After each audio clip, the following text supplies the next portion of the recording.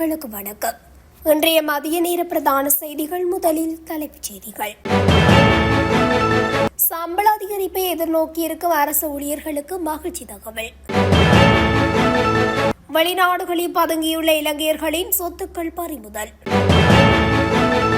அவிசாவளியில் கோர விபத்து, காரில் பயணித்த 3 மரணம். திருகோணமலை புத்தர் சிலை நீதிமன்றம் இன்று பிறப்பித்த உத்தரவு. மின்சார சபை ஊழியர்களுடன் விபத்தில் சிக்கிய பேருந்து, பலர் படுகாயம். தபால் பெட்டிக்கு அருகில் மீட்கப்பட்ட சடலத்தால் பரபரப்பு. பிற்பகலுக்கு பின்னர் சில பிரதேசங்களுக்கு காத்திருக்கும் கனமழை. யாழ் நகர் பகுதியில் தனியார் காணியில் மீட்கப்பட்ட மர்ம பொதியால் பரபரப்பு. லிட்ரோ எரிவாயு விலை தொடர்பில் வெளியான அறிவிப்பு.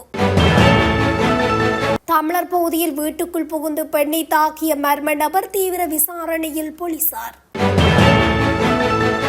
உடன் நிறுத்துங்கள், பாடசாலைகளுக்கு பிரதமர் கண்டிப்பான உத்தரவு. தொடர்பென விரிவான செய்திகள்.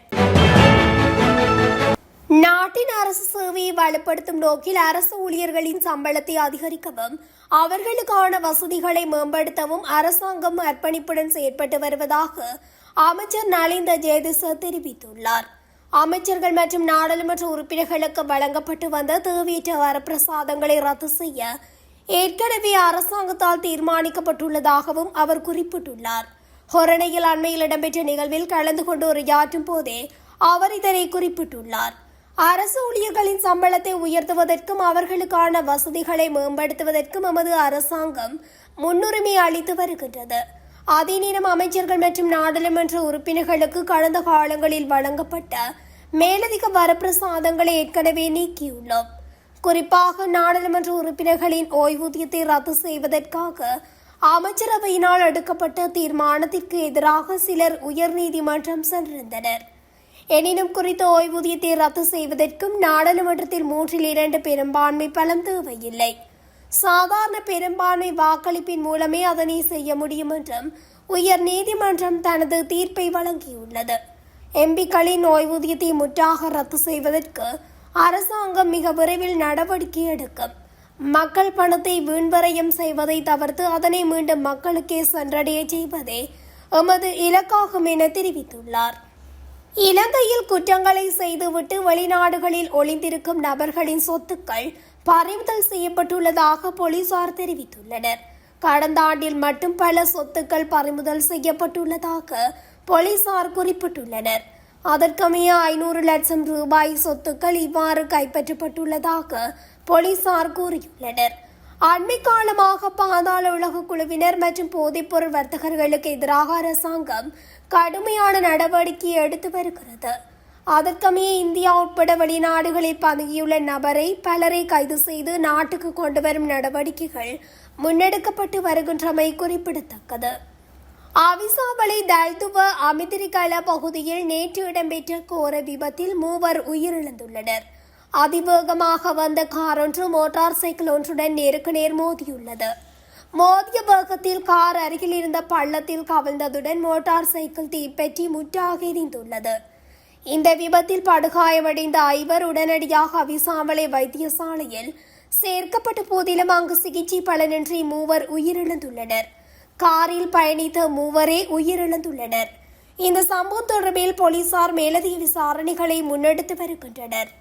திருகோணமலை கடற்கரையில் புத்தர் சிலையை வைத்த விவகாரம் தொடர்பில் விளக்கமறியலில் வைக்கப்பட்டுள்ள 4 பௌத்த பிக்குகள் உட்பட 10 பேரினதும் விளக்கமறியல் எதிர்வரும் 11ஆம் தேதி வரை மீண்டும் நீடிக்கப்பட்டுள்ளது. இந்த வழக்கு திருகோணமலை மேல் நீதிமன்றத்தில் இன்று திங்கட்கிழமை விசாரணைக்கு எடுத்துக் கொள்ளப்பட்ட போதே விளக்கமறியல் நீடிக்கப்பட்டுள்ளது. திருகோணமலை நீதவான் நீதிமன்றத்தில் பிணை மறுக்கப்பட்ட நிலையில் பிரதிவாதிகள் சார்பில் மேன்முறையீட்டு நீதிமன்றத்தில் பிணை மனு தாக்கல் செய்யப்பட்டது. அந்த மனுக்கள் பிப்ரவரி 3ஆம் தேதியன்று நிராகரிக்கப்பட்டது. அதனை அடுத்து பிணை மனு கோரிக்கை திருகோணமலை மேல் நீதிமன்றத்தில் திங்கட்கிழமை அன்று தாக்கல் செய்யப்பட்டது. எனினும் பிணை மனுக்கள் நிராகரிக்கப்பட்டு விளக்கமறியல் நீடிக்கப்பட்டுள்ளது. கொஷ்கம பிரதேசத்தில் இன்று திங்கட்கிழமை காலை இடம்பெற்ற பஸ் விபத்தில் பலர் காயமடைந்துள்ளதாக போலீசார் தெரிவித்துள்ளனர். ரத்தினபுரியிலிருந்து பத்திரமுல்லை நோக்கி மின்சார சபை ஊழியர்களை ஏற்றிச் சென்ற பஸ் ஒன்றே விபத்துக்குள்ளாகியுள்ளது. குறித்த பஸ்ஸானது வீதியை விட்டு விலகி அருகில் இருந்த கால்வாயில் மோதி விபத்துக்குள்ளாகியுள்ளதாக போலீசார் தெரிவித்துள்ளனர். விபத்தில் காயமடைந்தவர்கள் கொஸ்கம வைத்தியசாலையில் அனுமதிக்கப்பட்டுள்ளதாக போலீசார் மேலும் தெரிவித்தனர். களுத்துறை பஸ் தடுப்பு பகுதியில் உள்ள தபால் பெட்டிக்கு அருகில் சந்தேகத்துக்கிடமான முறையில் சடலம் ஒன்று மீட்கப்பட்டுள்ள சம்பவம் அப்பகுதியில் பரபரப்பை ஏற்படுத்தியுள்ளது. உயிரிழந்தவர் யாரென்று அடையாளம் காணப்படவில்லை என கூறப்படுகிறது. இந்நிலையில் சம்பவம் தொடர்பான மேலதிக விசாரணைகளை களுத்துறை வடக்கு போலீசார் மேற்கொண்டு வருகின்றனர். காலி, மாத்தறை, களுத்துறை மற்றும் ரத்தினபுரி மாவட்டங்களின் சில இடங்களில் பிற்பகல் 2 மணிக்கு பின்னர் மழை அல்லது இடியுடன் கூடிய மழை பெய்யக்கூடும் என வளிமண்டலவியல் திணைக்களம் தெரிவித்துள்ளது. நாட்டின் ஏனைய பிராந்தியங்களில் சீரான வானிலை நிலவக்கூடும். மத்திய சப்ரகமுவ மற்றும் வடமத்திய மாகாணங்களில் சில இடங்களிலும் அத்துடன் பதுளை மற்றும் குருநாகல் மாவட்டங்களிலும் பனிமூட்டமான நிலையும் காணப்படும். பலத்த காற்று மற்றும் மின்னல் தாக்கங்களும் ஏற்படக்கூடிய சந்தர்ப்பங்களில் பொதுமக்கள் அவதானத்துடன் செயற்படுமாறு கேட்டுக் கொள்ளப்படுகின்றனர். பொத்துவில் தொடக்கம் மட்டக்களப்பு வரையான கடல் பிராந்தியங்களின் சில இடங்களில் மழை பெய்யக்கூடும். களுத்துறை தொடக்கம் காலியூடாக மாத்தறை வரையான கடல் பிராந்தியங்களின் சில இடங்களில் மாலை அல்லது இரவு வேளைகளில் மழை அல்லது இடியுடன் கூடிய மழை பெய்யக்கூடும். நாட்டை சூழவுள்ள ஏனைய கடல் பிராந்தியங்களில் சீரான வானிலை நிலவக்கூடும். கடல் பிராந்தியங்களில் மணித்தியாலத்துக்கு 30 தொடக்கம் 40 கிலோமீட்டர் வேகத்தில் வடகிழக்கு திசையிலிருந்து காற்று வீசும்.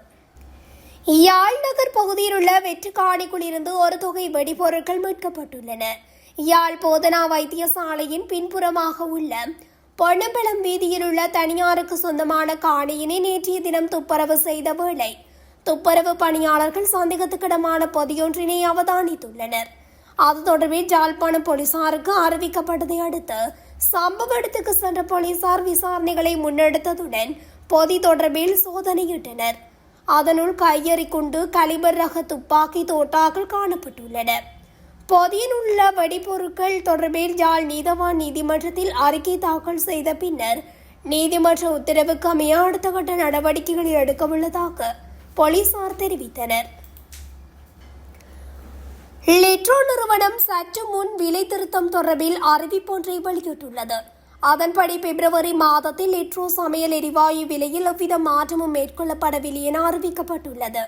உலகளாவிய எரிவாயு விலைகள் மற்றும் சர்வதேச சந்தைகளின் அழுத்தம் இருந்த போதிலும் தற்போதைய பொருளாதார சூழ்நிலையில் நுகர்வோருக்கு நிவாரணம் வழங்குவதற்காக விலைகளை நிலையானதாக வைத்திருக்க நிறுவனம் முடிவு செய்துள்ளதாக அறிவிக்கப்பட்டுள்ளது.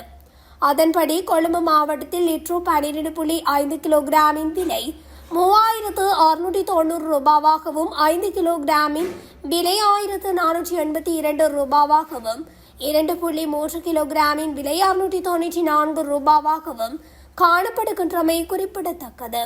எனினும் அண்மையில் லாப்ஸ் எரிவாயு நிறுவனம் தனது விலைகளை திருத்தத்தை மேற்கொண்டிருந்தமை குறிப்பிடத்தக்கது. அதன்படி கடந்த 6ஆம் தேதி நள்ளிரவு முதல் நடைமுறைக்கு வரும் வகையில் லாப்ஸாவில் எரிவாயு விலைகள் திருத்தப்பட்டிருந்தன.